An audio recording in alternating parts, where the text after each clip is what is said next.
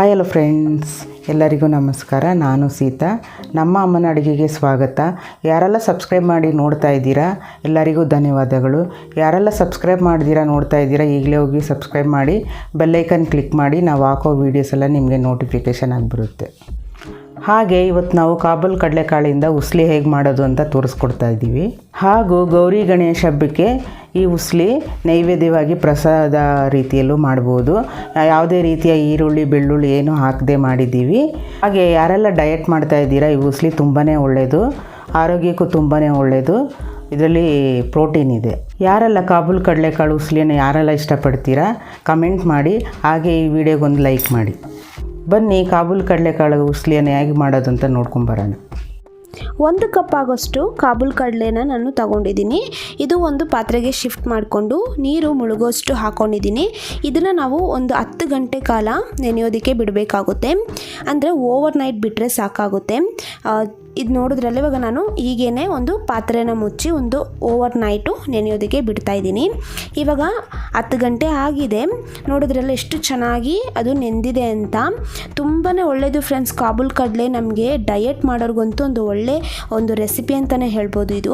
ಇವಾಗ ಬೇರೆ ಇಂಗ್ರೀಡಿಯೆಂಟ್ಸ್ ನೋಡ್ಕೊಂಬರೋಣ. ಹಸಿಮೆಣಸಿನ್ಕಾಯಿ 2ನ ಚಿಕ್ಕದಾಗಿ ಕಟ್ ಮಾಡಿ ಇಟ್ಕೊಂಡಿದ್ದೀನಿ. 1 ಟೇಬಲ್ ಸ್ಪೂನ್ ಆಗೋಷ್ಟು ಕರಿಬೇವು, 1/4 ಟೀ ಸ್ಪೂನ್ ಆಗೋಷ್ಟು ಇಂಗು, 2 ಟೇಬಲ್ ಸ್ಪೂನ್ ಆಗೋಷ್ಟು ಎಣ್ಣೆ, 3 ಒಣಮೆಣಸಿನ್ಕಾಯಿ, 1 ಟೀ ಸ್ಪೂನ್ ಆಗೋಷ್ಟು ಉದ್ದಿನಬೇಳೆ, 1 ಟೀ ಸ್ಪೂನ್ ಕಡಲೆಬೇಳೆ, ಹಾಗೆಯೇ ಒಂದು ಅರ್ಧ ಟೀ ಸ್ಪೂನ್ ಆಗೋಷ್ಟು ಸಾಸಿವೆ, ಒಂದು ಅರ್ಧ ಕಪ್ ಆಗೋಷ್ಟು ತೆಂಗಿನಕಾಯಿ ತುರಿದಿಟ್ಕೊಂಡಿದ್ದೀನಿ. ಹಾಗೆಯೇ ರುಚಿಗೆ ತಕ್ಕಷ್ಟು ಉಪ್ಪು. ಮಾಡೋದು ಹೇಗೆ ಅಂತ ನೋಡೋಣ. ಇವಾಗ ಚೆನ್ನಾಗಿ ನೆಂದಿರುವಂತಹ ಕಾಬೂಲ್ ಕಡಲೆನ ಒಂದು ಕುಕ್ಕರ್ಗೆ ಹಾಕೊತಾ ಇದ್ದೀನಿ. ಹಾಗೆಯೇ ಉಪ್ಪನ್ನು ಹಾಕ್ಕೊಂಡಿದ್ದೀನಿ. ಮತ್ತು ನೀರು ನೋಡಿದ್ರಲ್ಲ, ಈ ಥರ ಮುಳುಗೋಷ್ಟು ನೀರು ಹಾಕಿದ್ರೆ ಸಾಕಾಗುತ್ತೆ. ಇವಾಗ ಕುಕ್ಕರ್ ಮುಚ್ಚಿ ನಾನು ಇದೇ ಥರನೇ ಒಂದು 4 ವಿಜಿಲ್ ಆಗೋದಕ್ಕೆ ಬಿಡ್ತಾ ಇದ್ದೀನಿ. ಇವಾಗ ಸ್ಟವ್ ಹಚ್ಚಿ ಕುಕ್ಕರ್ನ ಇಟ್ಕೊಂಡಿದ್ದೀನಿ. 4 ವಿಜಿಲ್ ಆದ್ರೆ ಸಾಕಾಗುತ್ತೆ. ಇವಾಗ ಇದೇ ಥರನೇ 4 ವಿಜಿಲ್ ಆದಮೇಲೆ ಒಂದು 5ರಿಂದ 10 ನಿಮಿಷ ಹಾಗೇ ಬಿಟ್ಟಿದ್ದೀನಿ. ಇವಾಗ ಈ ಥರ ನಾವು ಓಪನ್ ಮಾಡಿ ನೋಡಿದ್ರಲ್ಲಿ ಎಷ್ಟು ಚೆನ್ನಾಗಿ ಬೆಂದಿದೆ ಅಂತ. ಇವಾಗ ಇದನ್ನು ನಾವು ಸಪ್ರೇಟ್ ಮಾಡ್ಕೋಬೇಕಾಗುತ್ತೆ. ನೀರೇನಿದೆ ಈ ಥರ ಫಿಲ್ಟರ್ ಬರುತ್ತಲ್ಲ, ಇದರಲ್ಲಿ ಹಾಕ್ಕೊಂಡು ನಾನು ನೀರು ಹಾಗೆಯೇ ಕಾಬೂಲ್ ಕಡಲೆ ಈ ಥರ ಸಪ್ರೇಟ್ ಮಾಡ್ಕೊಂಡಿದ್ದೀನಿ. ಈ ಥರ ಪ್ರೆಸ್ ಮಾಡಿ ನೋಡಿದಾಗ ಅದು ಈ ಥರ ನೋಡಿ ಎಷ್ಟು ಚೆನ್ನಾಗಿ ಬೆಂದಿದೆ ಅಂತ, ಈ ಥರ ಸಾಫ್ಟಾಗಿರುತ್ತೆ. ಇವಾಗ ಮಾಡೋದು ಹೇಗೆ ಅಂತ ನೋಡೋಣ. ಇವಾಗ ಸ್ಟವ್ ಹಚ್ಚಿ ನಾನೊಂದು ಪ್ಯಾನನ್ನು ಇಟ್ಕೊಂಡಿದ್ದೀನಿ. ಇವಾಗ ಇದಕ್ಕೆ ನಾನು ಎಣ್ಣೆನ ಹಾಕ್ಕೊಂಡಿದ್ದೀನಿ. ಹಾಗೆಯೇ ಸಾಸಿವೆ ಹಾಕ್ಕೊಂಡು ಇವಾಗ ನಾನು ಕಡಲೆಬೇಳೆ ಹಾಗೆಯೇ ಉದ್ದಿನಬೇಳೆ ಹಾಕ್ಕೊಂಡು ಲೈಟಾಗಿ ಫ್ರೈ ಮಾಡ್ಕೊತೀನಿ. ಲೈಟಾಗಿ ಅದು ಕಲರ್ ಚೇಂಜ್ ಆಗಬೇಕು, ಅಲ್ಲಿವರೆಗೂ ಫ್ರೈ ಮಾಡ್ಕೊಂಡಿದ್ದಾದಮೇಲೆ ನೋಡಿದ್ರಲ್ಲ, ಇವಾಗ ಈ ಥರ ಲೋ ಫ್ಲೇಮಲ್ಲೇ ಫ್ರೈ ಮಾಡ್ಕೊಂಡಿದ್ದೀನಿ. ಇವಾಗ ನಾನು ಹಸಿಮೆಣಸಿನ್ಕಾಯಿನ ಹಾಕ್ಕೊಂಡಿದ್ದೀನಿ. ನಿಮಗೆ ಖಾರ ಯಾವ ಥರ ಬೇಕೋ ಆ ಥರ ನೋಡಿ ಹಾಕ್ಕೋಬೋದು. ಇವಾಗ ಹಸಿಮೆಣಸಿನ್ಕಾಯಿ ಹಾಕ್ಕೊಂಡು ಲೈಟಾಗಿ ಫ್ರೈ ಮಾಡ್ಕೊಂಡಿದ್ದಾದಮೇಲೆ ಕರಿಬೇವನ್ನು ಹಾಕ್ಕೊಂಡು ಫ್ರೈ ಮಾಡ್ಕೊತಾ ಇದ್ದೀನಿ.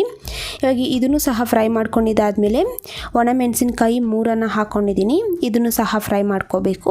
ಒಂದೆಲ್ಲನೂ 5 ಸೆಕೆಂಡ್ಸ್ ಫ್ರೈ ಮಾಡ್ಕೋಬೇಕಷ್ಟೇ. ಇವಾಗ ಹಿಂಗನ್ನು ಹಾಕ್ಕೊಂಡಿದ್ದೀನಿ. ಹಿಂಗೆಲ್ಲ ಹಾಕ್ಕೊಂಡಿದ್ದಾದಮೇಲೆ ಲೈಟಾಗಿ ಹಿಂಗೆ ಫ್ರೈ ಮಾಡ್ಕೊಂಡಿದ್ದಾದಮೇಲೆ ಇವಾಗ ನಾನು ಕಾಬೂಲ್ ಕಡಲೆನ ಹಾಕ್ಕೊತಾ ಇದ್ದೀನಿ.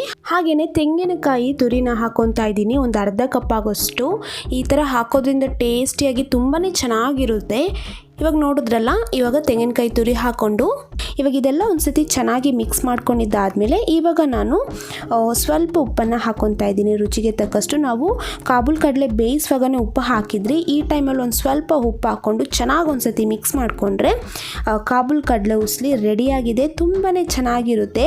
ನೀವು ಈ ಥರ ಎಲ್ಲ ದೇವರ ನೈವೇದ್ಯಕ್ಕೆ ಮಾಡಿ ಇಡ್ಬೋದು. ಗಣೇಶ ಹಬ್ಬಕ್ಕಾಗಿರ್ಬೋದು, ಹಾಗೆಯೇ ಪ್ರಸಾದಾಗೆಲ್ಲ ಮಾಡ್ಕೋಬೋದು. ತುಂಬಾ ಚೆನ್ನಾಗಿರುತ್ತೆ, ತುಂಬ ಈಸಿ ಕೂಡ.